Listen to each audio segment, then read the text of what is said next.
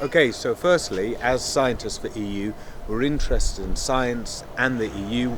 With regard to the latter, you said as soon as you came in that you would be prepared to stop Article 50.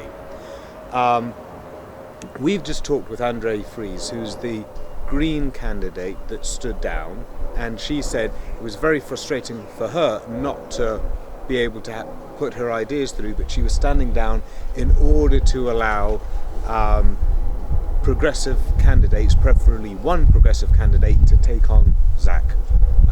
What are the advantages of not standing down, but rather staying in and competing, even though you're dividing the pro-EU voice? Well, first of all, we're a national party and we have over 200 MPs, and I don't think that we should desert any area of the country in order to allow other candidates to stand. I don't think that that is a credible alternative for us, particularly as we were not presented with the idea of a progressive alliance candidate. We were only presented with the idea of standing down in favour of the Liberal Democrats, who just over a year ago were in coalition with the Tories. So that would have absolutely reduced people's choice. But there is another reason as well, which is that personally, I've taken a very strong view on enacting Article 50, and indeed several other Labour MPs, mostly in London but not only, have also taken the same view, that I would absolutely not vote for a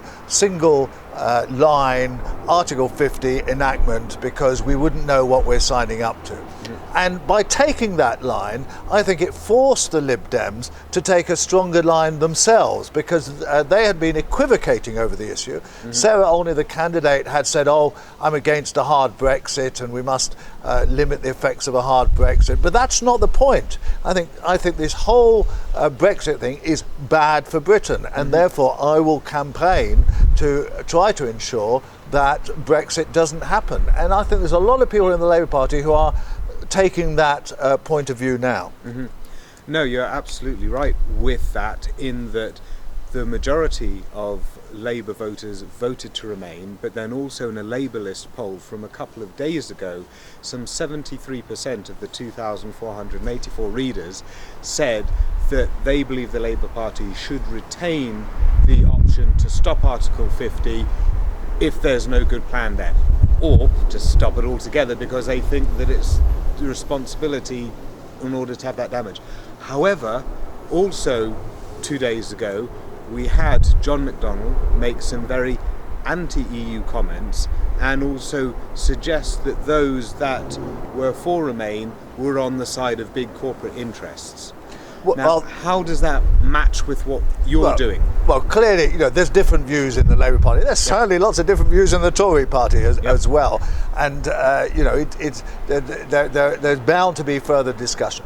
My view is that essentially the EU, despite its flaws, is an institution that we should belong to, for trade reasons, for cultural reasons, and indeed for defence reasons. And I think that the breakup of the EU would be disastrous from a strategic point of view.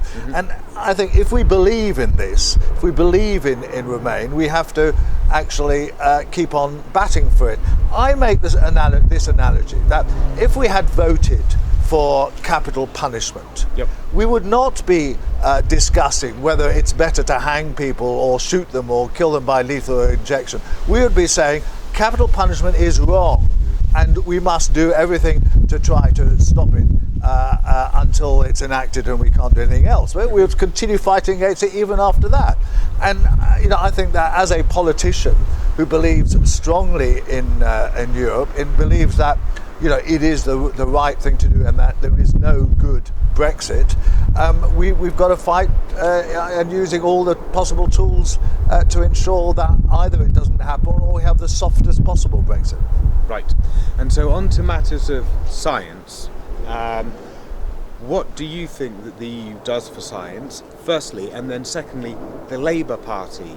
Is the Labour Party a party of science? What are the indicators that it is?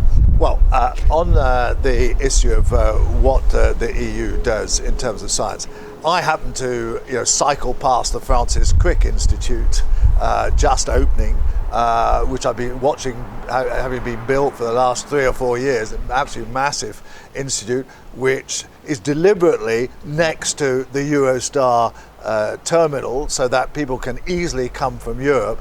Clearly, Brexit is going to be enormously damaging to that, particularly if it goes hand in hand with the idea that we have to limit immigrants of some sort and in some way that will then reduce the ability of scientific research institutes to bring together the best brains in Britain to further research. So it's absolute disaster, and I think Labour is their party, ever since of science, ever since Harold Wilson used the expression the white heat of technology almost 50 years ago.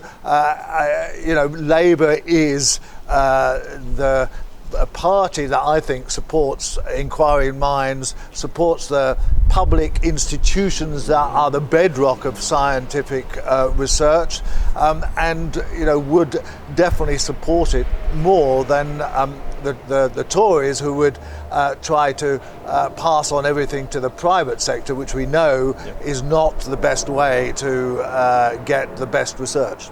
Yep. So scientists, as a collective, it's believed probably voted Remain by about 9-1, looking at all the polls beforehand. And so, but you also have the Labour leadership now that hasn't made a lot of noise about science and hasn't filled in much of the gaps on these issues with regard to our international place. But clearly you've got a lot of scientists that are Labour supporters. So it's a complex picture. How do you think this mix is going to pan out over time? Well, I think Labour has precisely got to pick on specific issues where leaving the EU is damaging. And there's obviously quite a few, and Labour Party so far tended to concentrate on things like workers' rights and employment law and working time directive and that sort of thing. But I think certainly we ought to be moving towards looking at research in general, as well as scientific research, being one of the areas that would be most damaged by Brexit. And there's a whole lot of other areas that we ought to consider. Everything from agriculture to culture.